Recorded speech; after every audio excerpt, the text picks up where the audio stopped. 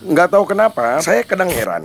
Padahal ini merupakan salah satu syarat dari proses servis berkala pada motor jenis twin cylinder yang masih mengadopsi tipe karburator. Yang seharusnya itu harus diperhatikan mekanik. Dan itu tidak boleh dibiarkan. Memang itu masalah sepele. Akan tetapi bila dibiarkan dalam jangka waktu yang cukup lama, itu berdampak buruk terhadap kondisi mesin kalian. Coba diperhatikan guys. Pada vakum kiri ini sangat spontan. Itu saya akui bagus banget. Dan tiba di sebelah kanan itu agak sedikit macet ataupun delay. Dan selanjutnya itu kita buka karburator dan kita lihat hampir semua baut itu selek semua. Yang seharusnya itu sudah tidak layak untuk dipakai pada komponen karburator. Yang seharusnya baut yang seperti ini itu sudah tidak layak dipakai. Ya apa susahnya gitu, tinggal persiapkan baut yang baru. Lagian itu merusak pemandangan banget gitu, tinggal buang aja yang lama.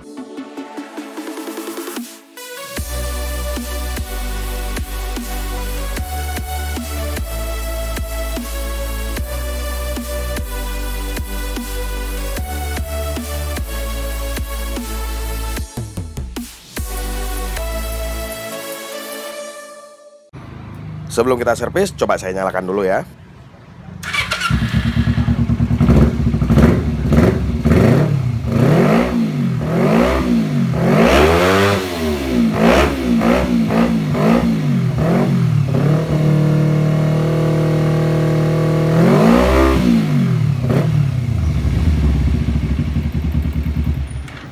Dari suara kawan-kawan juga bisa dengarkan, sangat terdengar dari irama putaran mesin. Pada putaran mesin itu sedikit delay dan kemudian tidak enak banget pokoknya. Oke, kita langsung buka karbunya. Dan sebelum kita membongkar keseluruhan komponen karburator, ini perlu dicatat. Lakukan pengecekan keseimbangan antara karburator kiri dan karburator kanan. Itu benar-benar harus seimbang semuanya. Dari setelan takaran BBM dan kelancaran vakum itu harus dicek.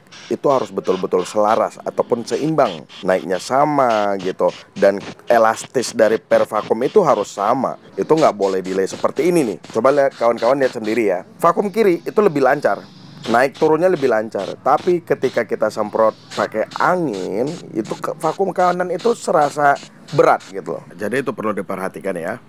Oke, selanjutnya kita buka dulu karburator ya. Keseluruhan kita bersihkan terlebih dahulu. Dan pastikan semua pada komponen karburator itu dibersihkan secara merata. Oh iya, sambil membuka komponen karburator ini, saya sedikit menjelaskan. Video ini sangat rekomendasi banget bagi kawan-kawan yang ingin mencoba menyervis motor kesayangan di rumah, khususnya pada karburator dengan jenis mesin tipe twin cylinder inline seperti pada video ini. Lalu apa saja yang perlu diperhatikan selain daripada keseimbangan karburator? Silakan disimak dan jangan sampai di skip agar Anda mendapatkan poin-poin penting dari video berikut ini. Oke, untuk pertama-tama kita buka keseluruhan baut. Ya, di sini saya sedikit mengalami kesusahan pada saat pembukaan baut itu dikarenakan bautnya itu sudah mulai aus atau selek. Bicara soal baut ya, seperti ini ya penampakannya. Ini merupakan baut karburatornya yang seharusnya ini sudah tidak layak pakai. Jadi bila baut tampak seperti ini saran saya bautnya ini harus diganti semua gitu. Dari sisi harga, baut ini nggak terlalu mahal-mahal banget. Dan kemudian itu kasihan yang membukanya. Oke, kalau seperti kita sih masih bisa kita usahakan dengan cara menggunakan obeng ketok dan lain sebagainya. Tapi bila bengkel-bengkel dengan alat seadanya, barangkali itu jujur sedikit kesusahan. Mungkin dengan cara mengetok. Oke, tinggal dibuang saja, gantikan ke baut yang baru.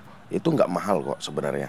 Oke, bila sudah keadaan terbuka seperti ini, silakan lakukan pembersihan menggunakan karburator cleaner. Pada poin ini, ada beberapa hal yang perlu dicatat dan diperhatikan. Jangan sampai menyemprotkan cairan karbu cleaner ke bagian dari permukaan vakum atau pada karet vakum. Dikarenakan yang dikhawatirkan itu karet pada vakum itu gampang melar ataupun mengembang bila terkena cairan karbu cleaner atau sejenisnya. Dan kemudian Apabila tidak terjadi kebocoran atau banjir pada tapak bawah karburator, saya tidak menyarankan untuk membuka bagian pelampung. Akan tetapi, cukup menyemprotkan cairan karburator cleaner ke bagian sisi-sisi ventilator atau jarum dari pelampung dan kemudian ke sisi-sisi terkecil ventilasi lainnya.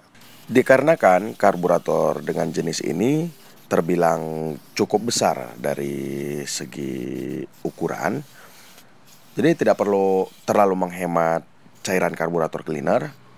Bila perlu, semprotkan ke segala sisi-sisi, terutama pada bagian venturi.